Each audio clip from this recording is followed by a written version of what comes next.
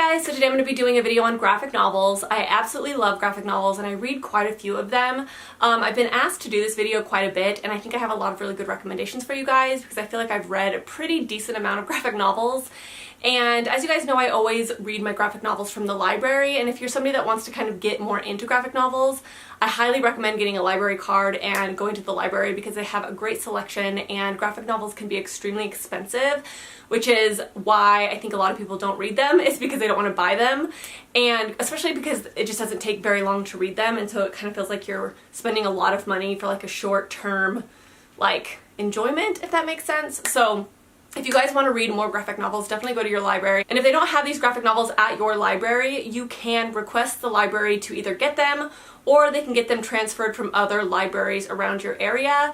And there is definitely ways for them to get their hands on the books for you. So highly recommend all of these. They're super fun to read. And because we're getting to the end of the year, these are great ways to kind of up your reading number, especially if you're trying to reach like a certain Goodreads goal or something like that. Graphic novels are a great way to do it, and they're super fun to read, and they're just quick and enjoyable, and I highly recommend them. So in this video I'm going to share with you guys just graphic novels that I really enjoyed, or just graphic novels I think everybody should read because they were good. So I actually went to my library and I checked out a bunch of graphic novels that I have read, and these were the only ones that I could find that I wanted to recommend for you guys at my library, but I did check these out specifically for this video.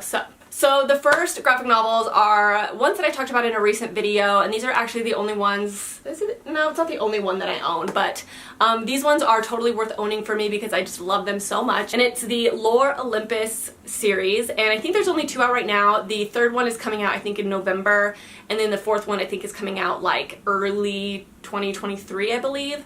But this is such an amazing graphic novel. If you love Hades and Persephone, then you will love this. It has such a cute kind of like friends to lovers vibe, which I feel like Hades and Persephone isn't always like that.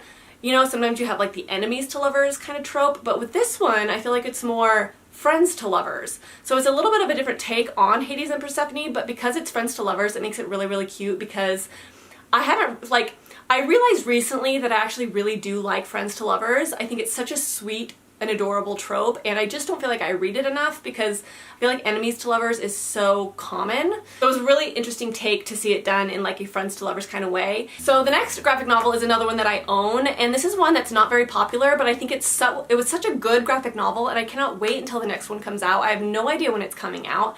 I don't even know if she's going to end up continuing with this or not. I hope she does because I love it. But it was Heartbeat by Maria Lovett. Now this graphic novel actually doesn't have the best reviews on Goodreads, which I thought was really interesting. This is one of those weird books that I disagreed with when it came to the rating. It's kind of about like vampires, and it's about this girl who kind of gets bullied a lot in school, and she kind of wants to get back at the bullies, and in doing so she kind of gets caught up with this weird kid at school who kind of turns into being like a vampire. He's actually a vampire, but she's kind of like into it because she feels like she wants to be a badass because she's so tired of being like bullied and stuff all the time.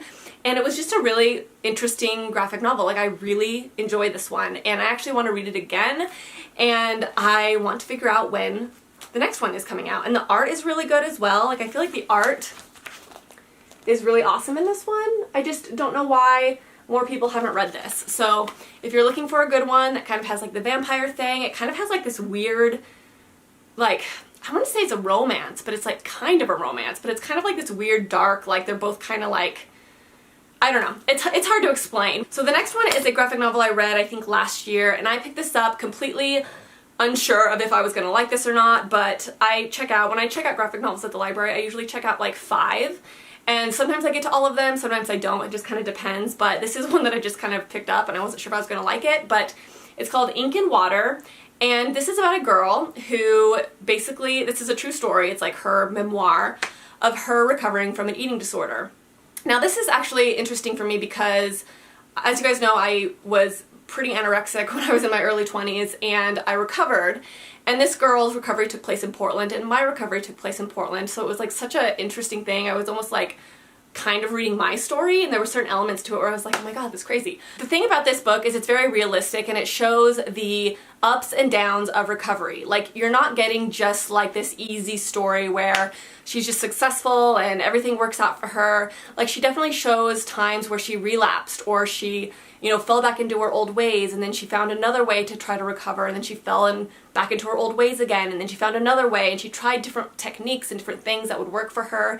And it really shows the hardships of recovery and like how it can like really mess up certain areas of your life, but it also shows how you can actually recover. Like, in the end, even with all the hardships, like, it can happen and it is possible. So that's the great thing about this graphic novel. I loved all the characters in it. I think she showed her relationships really, really well. The only downside to this is I wasn't a huge fan of the art style, and I'm kind of like picky about my art style when it comes to graphic novels. This wasn't my favorite art style, but at the same time, I feel like the story was good enough to where I could kind of like look past it. It's just a really good graphic novel, and even if you've never struggled with an eating disorder, or you've maybe struggled with a different type of addiction, I think that this is a great story because it shows that recovery is possible no matter the addiction. So this was a really great graphic novel. I highly, highly recommend it, and it's definitely one of my favorites. So the next one is one that's obviously very, very popular. I'm not going to talk about this for too long because most people know about this if you follow BookTube a lot, but it's Heartstopper. I think there's 4 volumes out now, and this is a great little graphic novel series. I didn't love all of them as much as like the first and second. The third one I was kind of so-so on. I haven't read the fourth one yet, but this is a great LGBTQ graphic novel. It's adorable. It's a sweet story. They're really quick and easy to read, and they just kind of like make you feel good. Like, they have like that really cute feel-good vibe to them, and I just don't think that you're going to be disappointed in these because they are just cute and they're really fun to read. So the next one is one that I actually picked up randomly, and I didn't even know if I was going to like this, but I ended up absolutely loving this one. And it's one of those weird books where you're like, I'm not sure why I liked that book so much, but I loved it. It was such a simple story, but it was such a like impactful story, if that makes sense. And it's Stitches, a memoir by David Small, and basically this is about a little boy, or it's about David Small. He wrote it as an adult, but it's about him as a little boy, and it's about his like just life kind of abused, and it's kind of like his PTSD and trauma that he experienced as a child. This poor little boy, he had a cyst in his throat, and he had to go into surgery twice for this cyst, and the second time around they ended up taking one of his vocal cords, and then he couldn't talk very well for the rest of his life. And it's like just the trauma that he experienced, his kind of abusive parents, and like how he kind of got over all of this trauma as an adult, and how he worked through it and kind of like saw happiness on the other side, if that makes sense. It is such a good graphic novel, I am telling you. It sounds just kind of random and boring, but it's really good. There's just something about it, and I actually checked this out for this video, but I think I actually want to read it again while I have it because it was just an impactful read. So the next one I want to share is one that you've also probably heard of before, but this one was just adorable, and it's called Sheets, and this is a very, very, very adorable graphic novel that you can read this time of year in October, and it's just about a ghost that kind of like haunts this laundromat and his relationship that he builds with the little girl who lives there, or lives like, I think it's like above the laundromat. I don't know, I can't remember, but it's seriously adorable. I wouldn't say it's like life-changing, you know what I mean? Like, it doesn't have like this big like, you know, moral to the story or anything like that. It's just cute. Like, it's one of those stories that you read it and you're like, aw, that was adorable. And I feel like this book is literally that. I do need to read the other ones. I think the second one is called Delicates, and I don't know if there's a third one out, but it's just one of those endearing graphic novels that takes like no time to read. Like, you could honestly probably just read it in the library, and I think that you will just love it and you will just find it adorable. And that brings me to my next recommendation, which is Fangs. This one is the same as Sheets. It's very, very quick to read. I wouldn't say it's like this like life-changing book, but it's literally the cutest thing you'll ever read, and you'll just be so glad that you read it. I gave it 5 stars. Even though it didn't like change my life or anything, it still deserved 5 stars because it was so cute. And it's basically about this vampire and this werewolf who are in a relationship together and how that relationship dynamic works. It's so funny, it's so random, and it's just like funny, it's punny, and you'll just read it and laugh multiple times, and I just highly recommend it if you're looking for something that's just gonna make you smile. Like I said, I think I read Fangs in the library, like when I was there. I just took it off the shelf and I just read it in a chair really quick, and it was so cute. And I actually thought like, oh, I'm not gonna buy it, like I don't need to own that, but I feel like now that it's been a while since I've read it, I actually want to buy it and own it just so I can like read it. Like every October, just like pull it out and read it because it's that cute. So the next book that I want to recommend is one that I read recently, and it's called Tiny Dancer by Sienna Cherson Siegel. This is a book about a girl that basically spent her entire life dancing, and this is a memoir, by the way, and her goal in life was to be a professional ballerina. That was her goal. It's what she worked for every single day of her life. In the summers, she went to a like special school for dance, and that's literally what her life was going to be. And she'd worked for it her entire life until she got injured, like her junior or senior year, and the injury really set her back. And when she went back to dance after her injury healed, she just wasn't as strong as she was before. And it's basically her story about realizing that, you know, that one goal, that one thing that she had, you know, projected for her entire life was not going to happen. And she had to basically rethink her entire life and what she wanted without ballet. And it was such a cool story, and I don't think it's just for people that are ballet dancers. I think it is such an interesting thing to think about if you've never experienced that before, and I think that this graphic novel really shows the pain and the heartache and like trying to figure out what to do with your life after, you know, losing pretty much everything. Pretty much losing your identity is what it's like. So this was a great graphic novel. I highly recommend it. It was really, really well done, and I think that she did an awesome job with it as well. So the next one is one that I absolutely loved, and I think everybody should read this. Trigger warnings for sure, but it was such a well done book, and it's called This Is How I Disappear by Marian Malley. And this book was so good. So this is just about a girl who is low-level depressed, right? And I think that a lot of people experience this like weird low-level depression where you're like, oh no, I'm fine. Like I'm fine. Or people ask you kind of like, how are you doing? And you're just like, oh, I'm fine. Or maybe you start to like isolate a little bit, or you just kind of feel down, or you kind of say things to yourself like, I mean, I don't want to die, but like if I did, like it wouldn't really matter that much. Like, you know, like it's very passive depression. And this book really deals with that passive depression and how that depression can snowball and snowball and snowball, and how passive depression is just as important to like look into as major clinical depression. And it shows just kind of how somebody can slowly go from that passive depression to like to a more extreme without even like realizing that it's happening, and then realizing it and being like, oh crap, like I actually do need help now. And this book just showed that process so beautifully, and I think that it really can like resonate with a lot of people to be like, you know, yeah, I may not be like clinically depressed, or, you know, might not be at that place where, you know, I no longer want to be here or anything, but that doesn't necessarily mean that I'm not depressed, even if it's more of a low grade depression where you can kind of work through it, but you're still like basically just living your life in this state that's not the best. And I think that this book really did such an amazing job with it, and it showed the snowball so well.